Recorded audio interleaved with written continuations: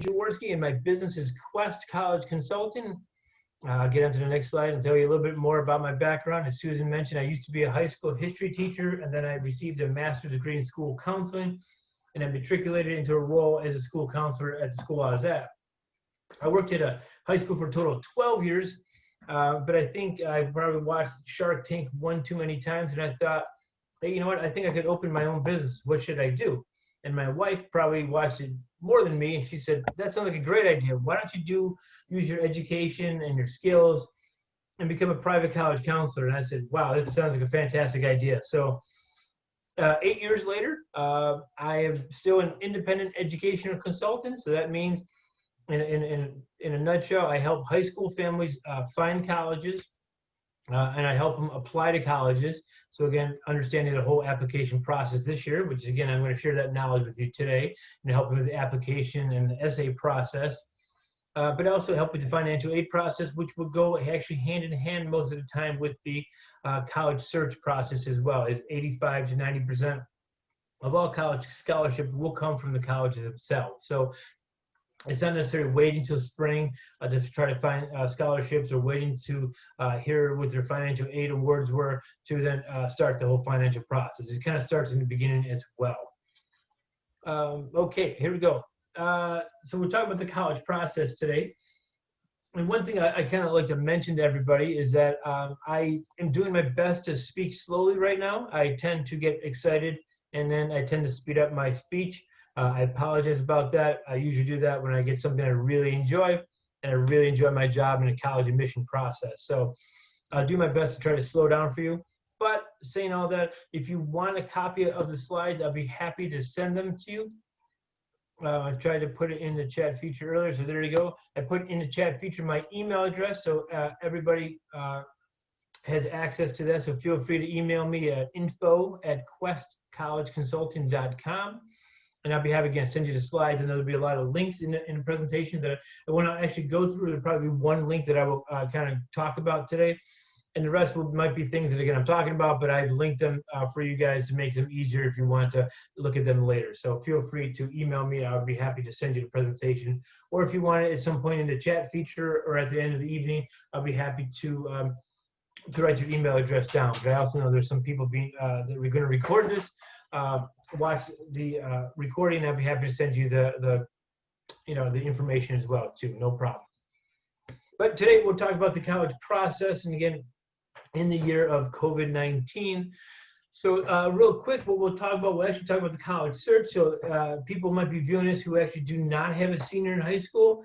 So then they might be learning, trying to figure out the process too, and they might want to watch and learn, which I would highly recommend these days, to see what's going on and see the changes that are going on, changes of changes, and the changes of changes, which are currently going on right now too. So as things shake out, I think maybe the juniors and the sophomores and freshmen will have a much different college application process than even the seniors who just graduated high school and current college freshmen had.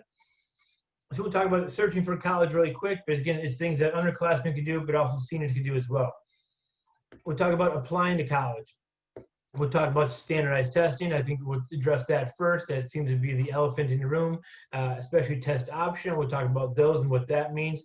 We'll talk about the application process too, and the effects of standardized exams and test optionals and what it might mean. But we'll also quickly talk about the deadlines for the colleges as well. Again, if you have any questions too, one thing I like to say, if you have any questions, feel free to type them into the chat.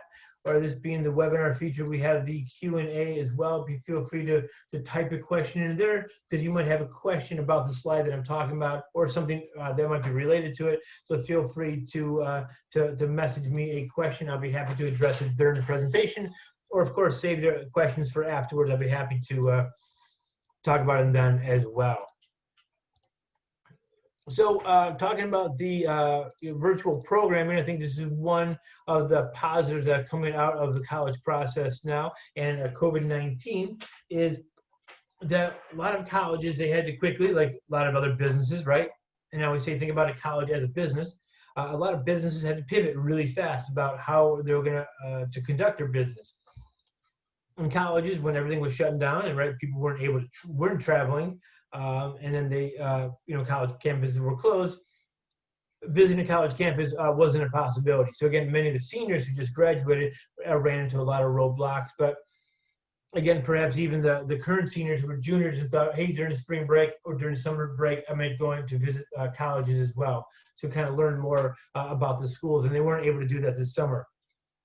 So now colleges pivoted really fast to virtual programming. They always had some kind of a virtual tour online too, but those are kind of brief, and they weren't the greatest. The colleges started to add a lot of different virtual programming options. So actually, I'm going to take you to show you. The University of Iowa is a great example. We'll show most of these examples here. Colleges are talking about virtual information sessions. They'll talk about video chat, Zoom meetings, phone chat with prospective students, student panel conversations, and even virtual open houses they're going to have. So let me share the screen real quick with you and show you the University of Iowa campus. So if you're looking for this and you're not sure where to search, and this is stuff that's second nature to me, you could always Google the college, find the website. You can go to the undergraduate admission page, and then you're looking for visit campus. Or if you just want to, you Google University of Iowa campus visit, and you might probably be directed there because Google knows all. So looking at the Iowa page, right on the right-hand side are two virtual visit events. They had a virtual Iowa overview today. Actually, it looks like it's just kind of ending too. They had something earlier today because I was on the webpage yesterday. They had an actual virtual diversity day, virtual diversity programming. So again, not even exactly sure what that is. I have not attended that one yet myself. It's on the list. One day I'll find some time to do that. But so they had a diversity programming, and then later on tonight they had a virtual Iowa overview. The virtual Iowa overview is probably your typical information session. So if you have ever visited a college campus in an official manner, you would register for a information session and campus tour online. The information session is typically 30 to 60 minutes, and the colleges will talk to you about the school, about the academics of the school, talk about the admission process, talk about the financial aid process, tell you more about the background of the school and the area of the school and the location, popular majors, so on and so forth, and answer your questions.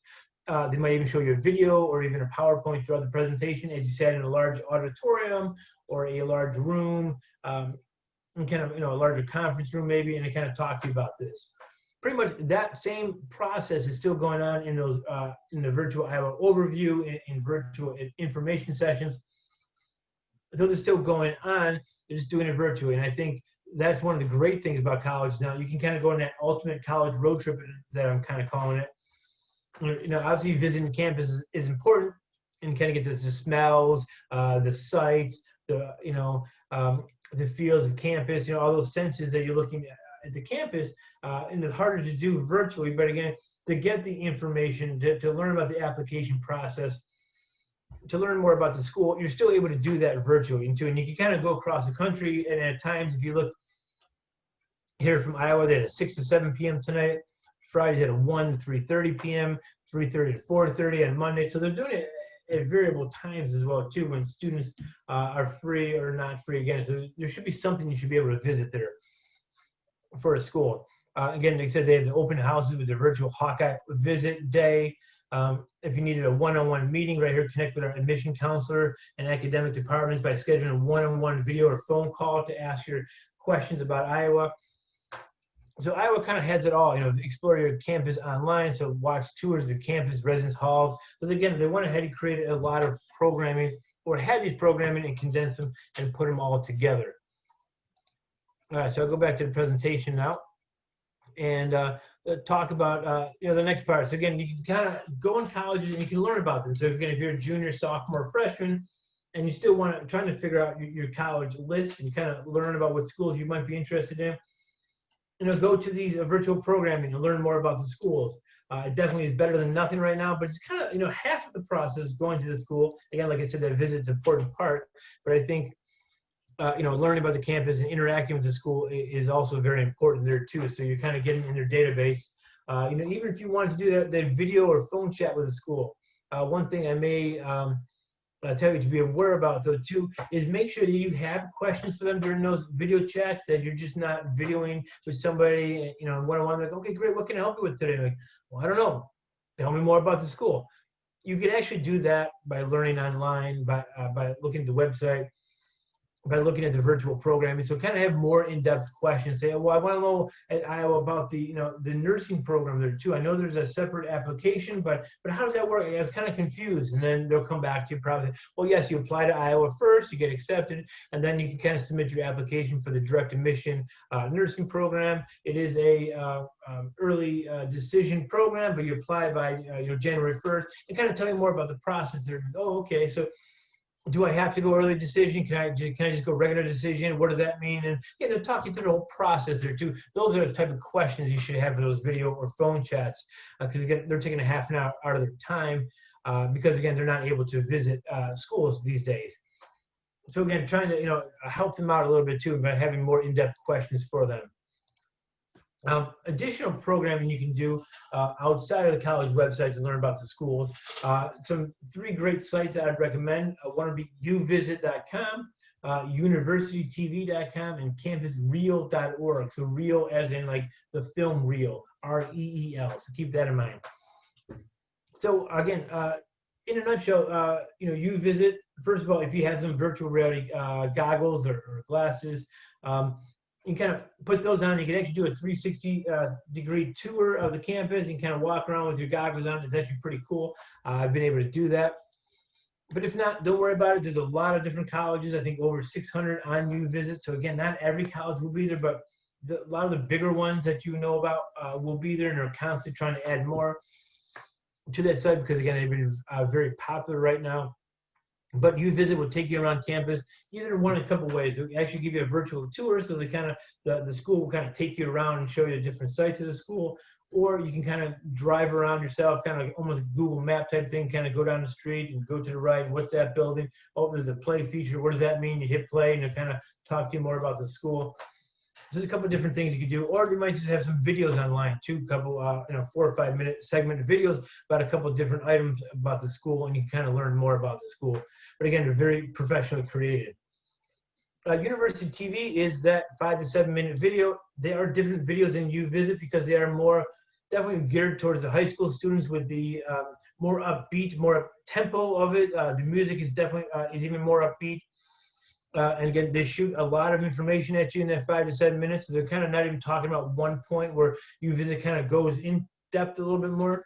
University TV gives you a great 5 to 7 minute overview of the campus, of the location, of the school, you know, where it's located at, you know, even locale, city, suburb.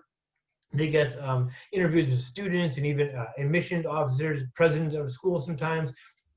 So they're kind of all over the place, but they're really quick, but they're still very informative videos. Campus Reel is actually short student-generated videos. So the Campus Reel is hiring current college students to take the videos. So the quality is a little different. You're going to see the iPhone, right? You're going to take their phone and you walk around campus and taking the video, and you can see it kind of shaking in their hands and stuff like that. I actually did one in a presentation a couple of weeks ago, and I showed Boston University because I love the town of Boston. And what was very interesting in the video was the student was actually going up and down Commonwealth Avenue, which is the main street it runs along. And he was kind of in the bike lane aside. You saw traffic going. You saw the T going in the background. It made you kind of nervous for him, actually, that you're being videoed and watching him. And I hope he doesn't crash, but it was kind of funny. But yeah, so again, type of thing is that, he had a GoPro on probably and stuff like that. So, but anyways, you kind of 2 or 3 minute videos about the campuses, about different things, about maybe the dorm rooms, about the cafeterias, about transportation, about things to do off campus, the library, so on and so forth. So again, they're very interesting videos to watch. But again, keep in mind they're student generated, and they could make you a little sick if you kind of get that motion sickness going there too. So be careful with that too. But again, definitely geared towards the students for sure, because kind of speaking towards the students as well. Again, if you're looking for additional ways to interact with colleges, especially because colleges will not be coming our way this year. They're not going to be traveling to have visit at high schools.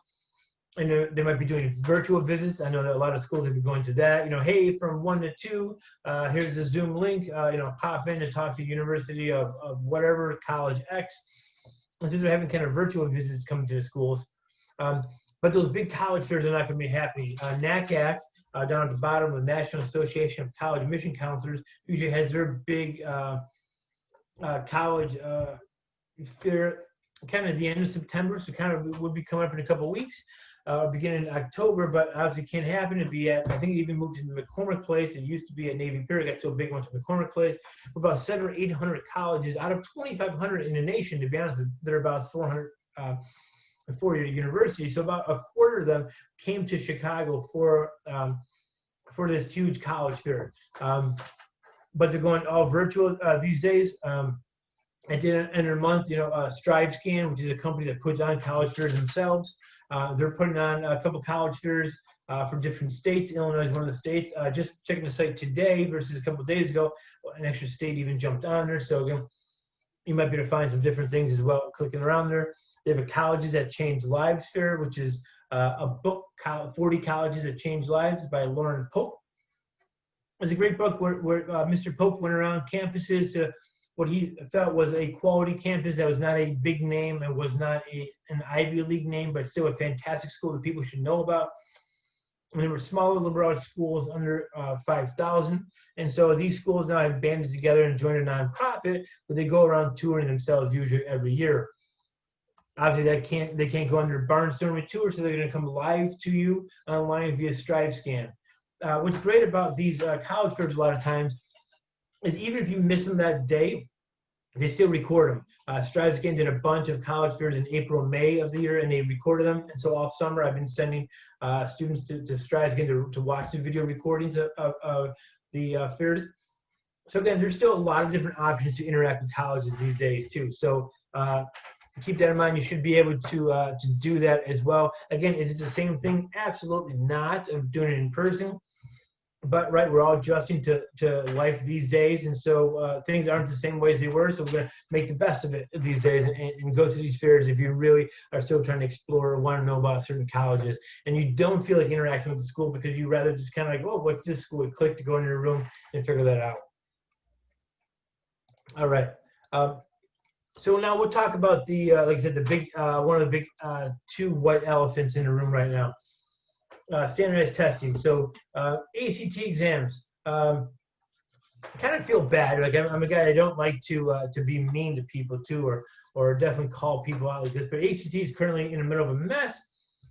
It's not necessarily a mess that they created themselves. It's just the situation is kind of just making it a mess for ACT. And again, I kind of feel bad, but feel bad for the high school students who are trying very hard here. So again, exams are still occurring. ACT added a whole bunch of exams. So there's some exams this past weekend. There's an exam this weekend coming up. And they added a whole bunch more in October coming up, 4 more dates or 3 dates that were added. One that already was on the books already. So I wouldn't doubt even after October, starting in November, they may add some more exams too, because usually they take off November and go into December. But again, stay tuned. Everything's changing, right? Things are definitely changing, right? Like today, the Big Ten announced they're going to play football. So they didn't say what they're doing with other sports, but football is going to be played starting in October. So look, things that they said are closed and are opening back up. So who knows what's going to happen with ACT? But things that have been occurring with them have been, site-by-site cancellation policies. So they've been leaving it up to the site to determine if it's safe to be open. They have a criteria that they need to be followed for, social distancing and so on and so forth. And again, a lot of the sites, they're trying to figure stuff out too. And then perhaps at the last minute, they figure out, no, we won't be able to figure this out.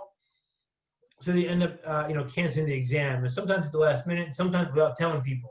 I've had clients show up to exams, assuming they were on, having no notification. And then her and 14 other students were kind of roaming around the outside of the school, and no doors were open. They couldn't get in, and there was no notification too. So they're getting canceled. It seems like about a quarter of them of the last one in August was canceled. So they're still out there, but they're still getting canceled. So do your best to do that. If it's not getting canceled, sometimes seating is being reduced when they realize they can't fill all the seats, so they do the measurements, realize, oh, we need less people in here too, we can't do that, or they can't get enough proctors, for instance, for the exam, so they have to reduce the size. And usually what it works is the first X amount of people who register for the exam are allowed to stay in. If you after that cutoff line, it's almost like college admission. You have, after that cutoff line, you've been denied and your site has been canceled, and you receive an email saying you've been canceled. Please try to reschedule.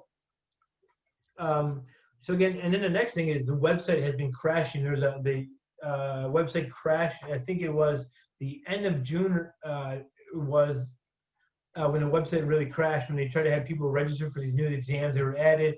The ACT scores are being released at the same time. For the first ACT exam that was offered since February, since before the shutdown, and just a perfect storm hit the website and it crashed and it was down, and they decided just to close it down for a couple of days and relaunch it too. But I've heard some problems with the website still occurring. So be patient, like everything else these days. Please be patient with ACT. SAT exams, again, the other standardized exam out there as well. They are doing the same thing, having exams canceled or reduced in size.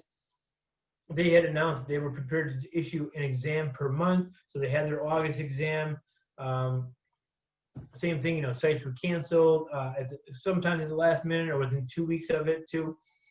I think they've been less of a debacle than ACT because ACT has been having more exams, where August was going to be the first exam for SAT since before the shutdown. So again, I think ACT gets more heat because they've been having or trying for more exams as well too. So September, again, they've added some exam dates, one per month, September 26th, 27th, for religious purposes if needed.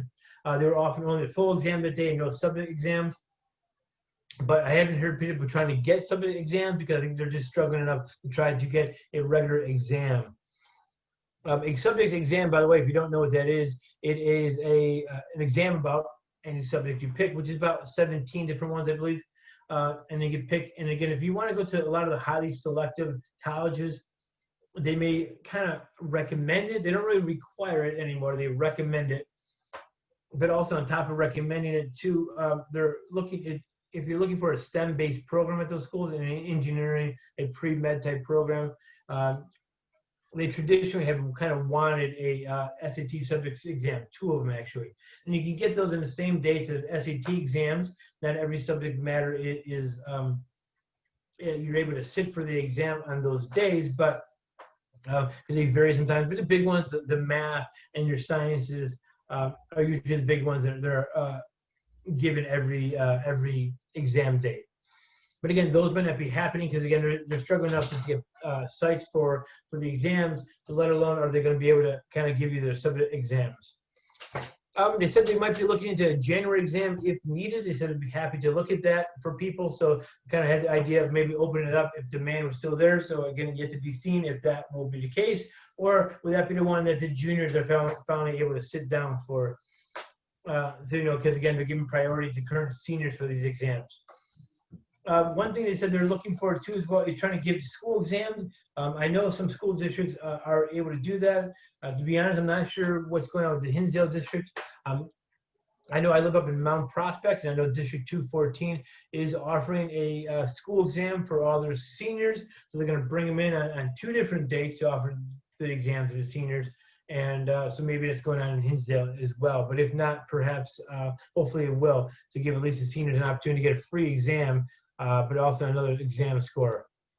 So thank you very much to Susan for chiming in with that. Hinsdale is offering that service. That's fantastic. I'm glad to hear that. So again, I think maybe some of that ease might be gone from getting standard exams, because the school districts are starting to offer those too, and people are struggling to get those, or even driving a couple hours to get those exams. So I'm glad to hear that the school district is able to do that.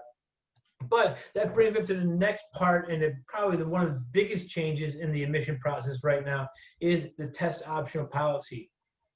I think as of like last admission season, there's about 800 to 900 colleges that were test optional. Obviously, when everything started going on and being shut down, and standardized exams were shut down and free exams. A lot of schools started to jump on the bandwagon and say, hey, we're going to go test optional perhaps for next year. And again, I think it's kind of a marketing technique in their way. Maybe a lot of them had wanted to go test optional, but they weren't sure if it would work, and they didn't want to say the negative feedback. So by going to test optional this year, they kind of test it for 1 year and see how that will work for them, how that will work for, where they get qualified applicants, where they get more applicants. They kind of always want more applicants. So how's it going to work? They kind of get 1 year of analytics to go through to decide if they want to continue on. They did say that they were going to offer it for 1 year, though, many of them. But again, I think a lot of them will just continue to go test optional. But that's something, again, juniors, sophomores, freshmen can start paying attention to. What test optional is, by the way, if you're unsure of what that means, is it means students will decide whether to submit their test scores for the application or not. It's the student that decides it. Most of the time, if you submit the scores, the colleges will look at that. So if you decide to send your SAT score or ACT score, it doesn't matter which one. If you choose it to send one, they will look at that score. There are some schools that are called test flexible schools. The traditional term of test flexible means you can just send other standardized scores in lieu of your ACT or SAT score. So NYU, University of Rochester, Middlebury, Drexel have been the biggest one. That means that if you want to send AP scores, send AP scores instead of your ACT or SAT. If you want to send your SAT subject exam, send those exams instead of sending your regular exam scores. So you send whatever you want to send to college, and they will look at that point. But again, a lot of colleges are going test optional. 1,500 right now are going test optional as of yesterday. I looked. This number has been growing more and more as we get going through the process a little bit. I'm not sure how many more will go test optional now, as we're getting 6 to 7 weeks from the big November 1st deadline. But that means it's about 2/3 of all colleges going test optional. Some schools like Harvard and Georgetown are technically saying they're going test flexible, not the official test flexible, but means that if you cannot receive a score, they'll be flexible, and you do not have to send a score. So it kind of be test optional. Or if you want to send, some AP scores in lieu of a subject exam, you can do that as well. So, kind of going with that, I think they still want you to send a score if you can. But again, the whole idea that some people may not be comfortable going for an exam and sitting with a bunch of people with masks on, and for 4 hours in a room, that you're 6 feet away and you're hoping everything's going to be safe. So not everybody is comfortable doing that. So they want to say, hey, you know what, that's fine. Go ahead and you don't have to take the exam if you don't want to. The flip side of all this too is called test blind. A very small number of schools are test blind, and actually pre-pandemic, Northern Illinois announced they were going to go test blind. What that means is they will not look at your score. There's no point apart on the application. They will ask about your standardized test score, and even if there is, like the University of California system might have that, because it recently came out that I think last week that a court said no, University of California are barred to consider standardized test scores in their admission process because it's of the biasness of it. So by law, they cannot look at your standardized test scores. So if you are applying to a UC school, you do not send your test scores, even if you have a fantastic, perfect score, they will not look at it because they cannot look at that. Now, again, change of a change going on.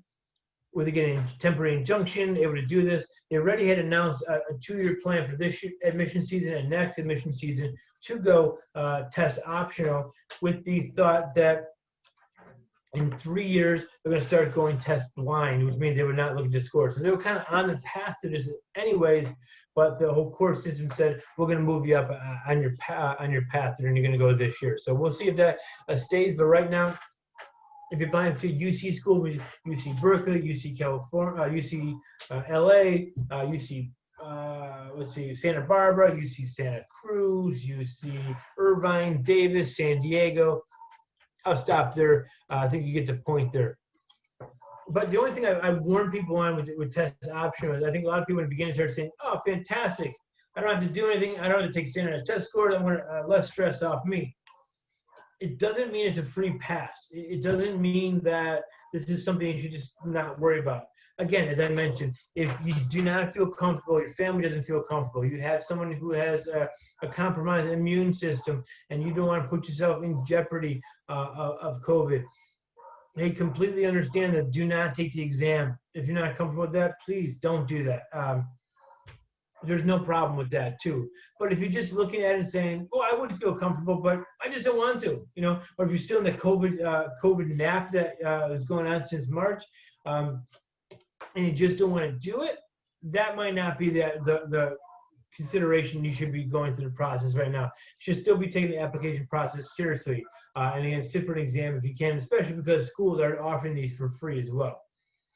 But if you go test optional, keep in mind that there's going to be more emphasis on your essay, right? There's going to be less data points to look at, including GPA, right? The spring GPA was kind of skewed with what happened in the spring, where your grades cannot be lower, they're going to be raised. And so colleges kind of understand this process and what's happening. So like you're a BC student and you also got straight A's last spring, and you're like, "Oh, I'm an A student." Well, have that self-reflection and realize why you received those A's, and good for you for getting the A's, but college you also see, and when you recompute your grades, you're going to kind of know what this spring semester meant. So they're going to look into your essay, more than the application. They're going to look more about your extracurricular, so on and so forth, and I have those in slides coming up, but they're going to look more at those data points as well. Keep in mind, too, these statistics that I put on from Muhlenberg College, which is a small liberal arts college in Pennsylvania. I get these statistics from these unofficial stats from someone who used to work in the admissions office about going on 5 years ago. And she said they've been traditionally a test optional school, and they actually submitted every year. And it's not like they went through these numbers or the quota system, but they went and realized that about 80% of the students who did submit their standardized test scores were the students that were admitted. And only 20% of those students admitted went test optional. They kind of just noticed that the stronger applicants had standardized test scores. And I think these days you may stand out more when you're looking to go to a school and you have a good SAT score and you choose to submit it and somebody else does not choose to submit it, and you're looking at, right, human nature is going to say, okay, I get the same application, but one has a score and one doesn't.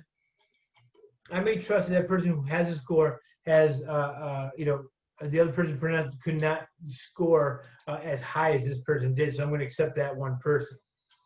Again, like I said, that New York Times article kind of talked about, I'm not sure if I mentioned, there's a New York Times article that talked about the college admission process a couple weeks ago, 2 weekends ago, and talked about one of the reasons at Emory University, which is a fantastic private liberal arts school in Atlanta. One of the reasons that they denied some fantastic students was just because they had to deny people. They had so many yes applicants that they had to divide. They had to figure out, okay, we have to stack, and we had 300 too many students. How are we going to go ahead and divide this process here? So they just had to deny them too. So they did the best that they can there. But you're going to kind of have to look and self-reflect at your application, think, is this the strongest application I have? Is going test optional going to be okay for me, because will my application still look strong to these colleges? So my advice too is, right, if nothing else, get it and put it in your back pocket. If you take an exam, put it in your back pocket. If you don't have the score, you don't have the option to test optional, you're just going to go. So again, if you have the score and you don't like it, then perhaps you could consider going test optional at that point as well. Okay. So applying to college could look a couple of different ways this year. 3 different ways. One of them is through the common application, which is the largest application out there, which is common, which is 80% of it is common, is the same to about 900 or more colleges too. I think the number is low 900s. But they look at a holistic review of the applicants. Again, if you go test optional, they're going to not look at that, but look at the other aspect. They're going to look at subjective things, such as your essay. You write one essay prompt up to 650 words, and you write that essay And they're going to look at that. They're going to look at your writing skills. They're going to look at how you articulate yourself. They're going to look at, does your writing match up to your GPA? Does your writing match up to the standardized test score if you sent that? So they're going to look at that. There's an optional supplemental essays as well, too. One that talks, the supplemental essays that I meant there, which colleges are able to add some different questions. So about the 20% that is different from each college, that sometimes they could add additional questions. Some offer one, a couple offer a couple more than that. But again, they're able to offer additional questions that you have to write about too. So again, they're looking at your writing skills as well too. So if you choose to go test optional, those essays really need to look that much stronger at that point. There's two optional essays to write in there. One's about the impact of COVID-19 on you and your family. That might be something I recommend if you're choosing to go test optional, because again, it gives the colleges another data point to look at the student, to look at them and evaluate their writing and perhaps their intellectual ability there too. There's also another one that's called additional information, and that one's traditionally if there has been a kind of a blip on the radar, a red flag in the transcripts, that you're able to explain yourself there to the colleges and what happened. They're also going to look at your letters of recommendation. So again, those might hold more weight this year. So make sure you secure them from teachers. Again, it might be harder if you're going remote learning, right, or hybrid learning to talk to those teachers. So make sure you reach out to them earlier than possible. If you haven't done it, please do that now. I'd highly recommend that. But college is also going to look at your extracurriculars in your resume, but they're also going to look at how you write about those too. On the Common App, you have 150 character kind of blurb that you could write about the extracurricular activity too. So they're going to look at that too and how you write about that. There's some objective information on the Common App, class rank, if it's applicable, or how it's going to be divided in your school. Your grade point average, standardized test score, if you choose to report that. So there are some objective things on there and some subjective things on there as well. A competing application that was growing in popularity that's starting to almost slow down, even though they're adding new members each year. It's called the Coalition for College. They just actually changed their name. But the Coalition app has 151 members, but only one of those members exclusively on the Coalition application. In the last year, there was actually 4 schools that were only Coalition exclusive. The other 3 either created their own application or joined the Common App. And so the University of Washington is the only school that is exclusively in the Coalition application. There are 12 schools that will use the Coalition application that are not on the Common application, or they might have their own application, like Rutgers, for instance. Rutgers, the Big Ten school, playing football soon, they have their own application, or you apply in the Coalition app. They're not on the Common application. But they also have a holistic review of the applicant. It's very similar. They're very similar essay prompts that you only need to write up to 550 words. The suggestion is not a hard stop like the Common App is. So if you use your Common App essay for the Coalition app, you can do that as well. But the one big difference, and if you have people that are younger that are viewing this, especially freshmen and sophomores, is you can create a locker. And the idea here is just like your school locker, if the high school students actually use those when they went to school. The idea was you could put assignments in there, essays, projects, anything, awards, anything you want to show to colleges, you put them in this locker, and that you could pull them out senior year to show colleges. They won't be able to have access to your locker unless you show them things from your locker. So you could have things in there from freshman year that you're looking at, kind of just like a regular locker. You open up, and it's like, okay, what is this here? Oh, what is, I don't know what that is. You don't have to show it to colleges. They'll never see that as well, too. So it's kind of up to you what you want to share, but you can kind of start building up your application from freshman year. So that's one of the big selling points that's different than the Common application. All right, the last type of application is kind of, I call it the non-holistic review application. It's kind of a school-specific application. The University of Kansas and the Iowa Public Schools are perfect examples of this. The University of Kansas, if you have a 3.5 GPA and you have a 21 in your ACT, or you have a 1060 or higher on your SAT, you're automatically accepted to the University of Kansas. So rock chalk, you're in. It's a very simple application that takes maybe half an hour to do on the website. If you do not have the 3.5 GPA until you have the 3.0 GPA, your ACT or SAT equivalent just needs to be a little higher, which is about a 24 in your ACT, and I forget the equivalent on the SAT. Some other programs, more specific, maybe like engineering, business, a little more of those competitive programs might have a little higher requirements, but not that much higher than, say, a 24, 25 in your ACT. But they might have that. But if you have that requirement, you're automatically in the Kansas College of Engineering. The Iowa public school system, Iowa State, Northern Iowa, and University of Iowa all belong to the Regents Admission Index, the RAI, and they have their own formula here where what they end up doing is they end up taking your ACT composite score or your SAT equivalent, they multiply it by 3, your GPA by 30, or they do a mathematical equation. And if you score over 255 and you apply to the University of Iowa, because you have to apply to each school individually, there's no like magic application kind of send it to all the schools. If you apply to the University of Iowa, you need 255 or higher to automatically be accepted. If you went to College of Engineering, you're going to go 265 or higher to go for College of Engineering, and 255 to go to the general admission to the College of to University of Iowa. A little bit lower the requirements are 245 and above are Iowa State and Northern Iowa, but you can automatically be accepted if you have those numbers.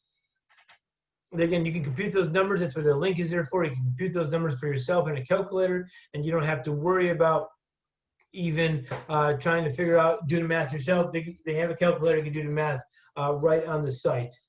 So it makes it a lot easier for you too. But again, you apply within, it takes you about 30 minutes, and then 24 to 48 hours later, you'll find out if you've been accepted to Iowa or not. Mizzou has a pretty simple application as well. That's very close to that as well, something like that.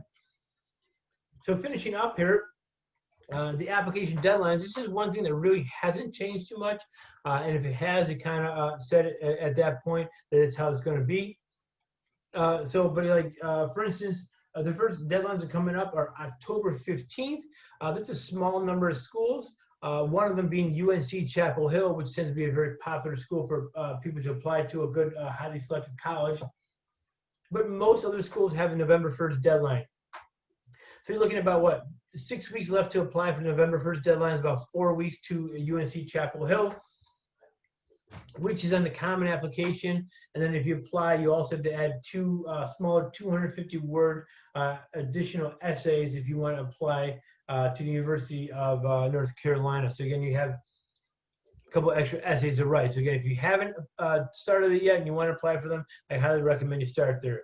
If not, November 1st deadlines are traditionally the first deadlines for either early action or early decision. The difference is, by the way, is early decision is a binding agreement. So you would choose that you would attend to go to that school. If you're accepted, you're going to apply to one school as early decision because you can't split yourself in half. You go to multiple schools if you've been accepted to both schools, but you decide, and the college understands that you're going to enroll at that school if you accept their offer of admission. On the flip side, early action is what I recommend most students go because colleges will take an early action on your application, which means they will then look at your application with the University of Illinois. You applied by November 1st. They'll let you know by December 15th if you've been accepted to the school or not. So again, if you do enough early action schools, you could be done with this process perhaps by the middle of December and not have to worry about January 1st deadlines or those regular decision deadlines, which are traditionally like the last deadlines to apply to for those particular schools. But colleges have been sticking with this date. If they change, like Princeton said, we're going to go to one date this year, January 1st, we're going to apply no early action or restricted early action or whatever game they play. It's one date, January 1st, and that's it. That's really the only big name school I heard that has done that. But everything else had been going with those first couple of dates, barring, right, knocking on wood here, a catastrophic event. Bigger than what we currently have, right? The hurricane just came through Alabama today. So again, something like that happens, colleges may adjust it. If the wildfires, hopefully those get under control and they don't get even worse, that those could affect college admission process too, or hopefully nothing else is coming our way.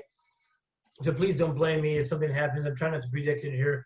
But again, what will the college class look like for the incoming freshmen, for the current seniors? Would be a larger class, right? Because most colleges were not able to fill a full freshman class. You know, again, people had gap years, but people also decided not to go. Maybe I'm going to reapply next year. So again, there are a lot of colleges that have lower freshman numbers, so perhaps that the current senior class may actually be the larger freshman class coming in next year to offset the cost that colleges are losing if they can hold out for 1 year to get kind of more money later on in the process. So they may accept more students because they kind of are going maybe a little bit in debt. I know it's crazy to say with endowments in the millions and billions, but the idea here is that the kind of revenue that they need to kind of run a business on a day-to-day operation too. And again, what's going to happen with transfer summers, with international students? You know, will more international students come back, or they choose not to further their education in the United States? So there's a lot of things that still will need to be figured out for the admission process too. And I don't think the colleges even know a lot of these what might happen. So stay tuned there. All right, so. Let's see, I'm sorry I did one of these one at a time. Okay, I'll go back there. Sorry I did that. But finishing up here, my final 4 tips to people here. If you still need a standardized test score, again, keep checking the websites. That's the best thing. If you want to take the exam, keep checking the websites.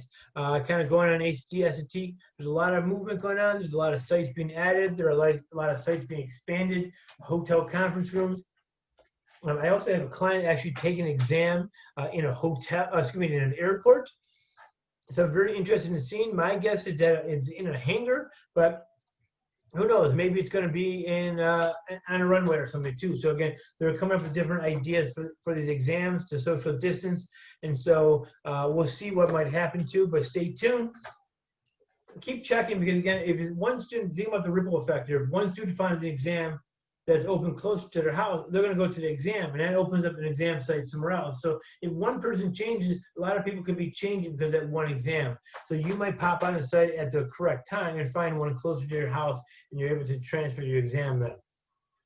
So keep that in mind. Keep checking, maybe once a day, maybe once every other day, to see if you can do something closer. But it's going to take you maybe 5 minutes to check. So I would recommend you keep looking that way.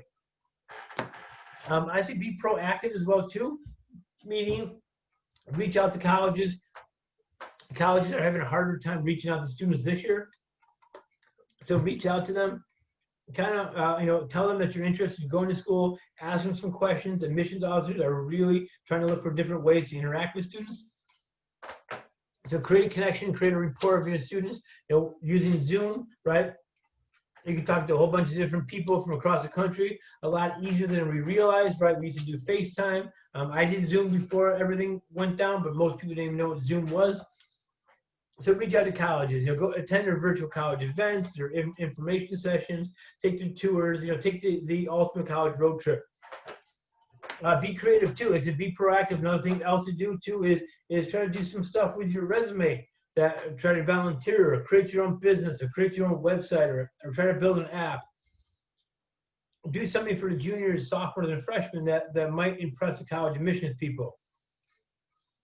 A perfect example I would say is up by me in Mount Prospect, Northwest Suburbs, District 214. A bunch of 214 students got together during the pandemic in their first remote learning, and they created their own tutoring company. It is a free tutoring company via Zoom. And they decided to create this company. It's very professionally done. You would actually never know. There was a bunch of high school students that ran the site. So they did something here. They saw a need. They jumped on a need, and they decided to do something, probably for their college applications. But, hey, fantastic, good for them. They did something here, too. They were proactive. So trying to see what's going to be out there and what you can do to be proactive during these times. And as a former history teacher, I always love this quote, that more millionaires were made during the Great Depression than any other time in American history. Is it a true statement? Can we back it up in statistics? Who knows? But the idea here is true, is that a lot of people were proactive during the Great Depression and came out very rich from a time where many people lost all their money and all their savings. And so a lot of people came out very rich. So keep that in mind. There are opportunities out there. You just need to seize them. Another thing is control what you can control. Do your best to stay the course on your process. Block out that white noise behind you, and kind of just go with what your path is. Don't stress if you cannot receive standardized test scores. It is what it is. If you can't find a site closer to your house, you're only two hours away, and you don't want to drive, completely understand, or you don't want to spend a night in a hotel before to be arrested before. I understand. Control what you can control. You can control those extracurricular activities, meaning your 150 word 100 character kind of blurb about the activities. You can control the teachers you ask for a letter of recommendation. You can control keeping on them to make sure they write them. You can control your essays to do the best job you can and put your best foot forward on your essays. You can control that. So just worry about that. And then when you're done with the process, hit submit, send it out, and do your best not to worry about the process. Easier said than done because I only help people with the process and I do not apply myself. So, but do your best not to worry about things and look into things and what if this, what if that. At worst, if you want an answer, call the admission department. They'll give you the answer a lot of times. They're not mean people. So don't worry about what ifs. Maybe just go after it yourself. But again, as I kind of put on here, do not stress. We are all figuring it out as we go. College will figure out what the SAT, ACT exams will look like, and how many students will be applying tests optional, so on and so forth, with people able to sit for exams. We're all figuring this out. Colleges included are figuring this out. So do your best to stay positive. Do not stress. And remember, though, I think the biggest one to remember is you're not the only one in this predicament. We are all in this predicament. We're all in this process. So as much as they block out the white noise, remember there are other people right around you even that are going through this process too. So keep the course. Don't worry about it. Do your best to kind of move out with the process there. All right. Thank you very much for sticking around for the whole time there too. And again, if you've been viewing this via the Hinsdale website as well, you can contact me there at info@questcollegeconsulting.com. If you want a copy of these slides, I'd be happy to send it to you. Just send me an email. Say you're from Hinsdale, I'd be happy to send it to you. Or if you have other college-related questions, I'm happy to answer this to you or try to help clarify them for you as well. So I see Susan has popped up. So I maybe will let her take it from there. If you have questions, I'm happy to answer questions for as long as Susan wants to keep the Zoom going here too. So until she kicks me off too, I'll be here too. So we can go as long as necessary. Thank you so much, Thomas. That was so informative and helpful. I hope everybody else found it helpful. We haven't had any questions. If you have any, feel free to shoot us a question. And if not, I appreciate you joining us tonight. Thanks so much. And please let me know if there's anything else we can do for you. Great. And I know the library, again, I'll plug the library as always. They're a great source for resources. So if you need other things, books, test materials, online materials for if you wanted a tutor. So those are great resources as well. So look towards your library too if you need anything too. So I always like to plug them. They're great. So we got a great question. Yep, great. Says, my daughter is taking the ACT October 17th. Do you think she will get her results by November 1 to apply early action? If not, should she wait to apply? Great question. I'm going to give a couple parts to that answer. One thing is ACT has traditionally had about a 10-day, here a couple things you can do. They've had about a 10-day turnaround on their exam. So you take it on a Saturday, and the second Tuesday, you get the results back. So if it's the 17th she's taking it, she'll get the results probably via email unofficial on October 27th. So she should have the number to score before she applies. You could also, if you wanted to, if you're going to 4 schools, you could have the option to send the scores for free by marking those on the ACT exam itself too. So you can send those to 4 schools if you want to. But if you choose not to send the scores, keep in mind a lot of schools are going to what's called self-reporting, which means they'll take your word on your application, what your ACT score was, what your GPA was, and then if they accept you, and then you decide you want to enroll there, then they're going to ask you, please send us your official ACT score so we can match it up with what you put in the application to make sure it's truthful. And the same thing with your transcripts, then they might request those from the college too. You haven't sent there too. So a lot of schools are going to that trend as well. So if you're not sure, you may want to inquire with that school if they're a self-reporting school or if the results come in afterwards. Because again, it's a great question that Jennifer put up there that other people may have the question. You know, even if you take the exam in November, or and SAT is traditionally longer to score the exam, what will happen? Call the college, email the college. They're honestly really looking to interact with people these days with high school students, so they'll answer your question. And honestly, admissions departments are not trying to be mean people. They're not trying to deny everybody. They're trying to help you and try to bring you into the university and find the right fit for you. So they will answer questions for you. So you could ask them,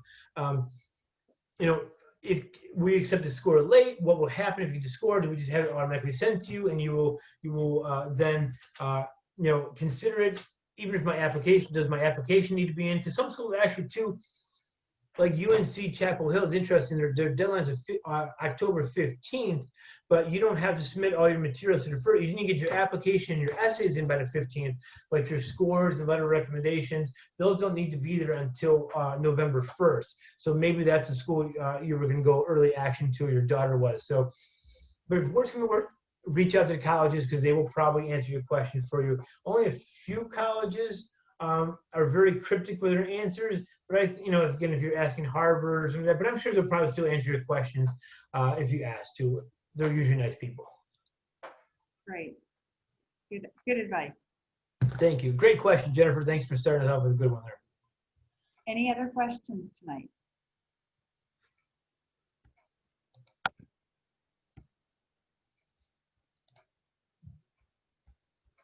All right then. Well, thank you so much for participating. And Thomas, thank you so much for a wonderful presentation. It's been very informative and helpful. Great. Well, thank you very much, everybody, for your time. Thanks for having me, Susan, today. I appreciate it. Thanks so much, everybody. All right. Good night, everyone. Good night.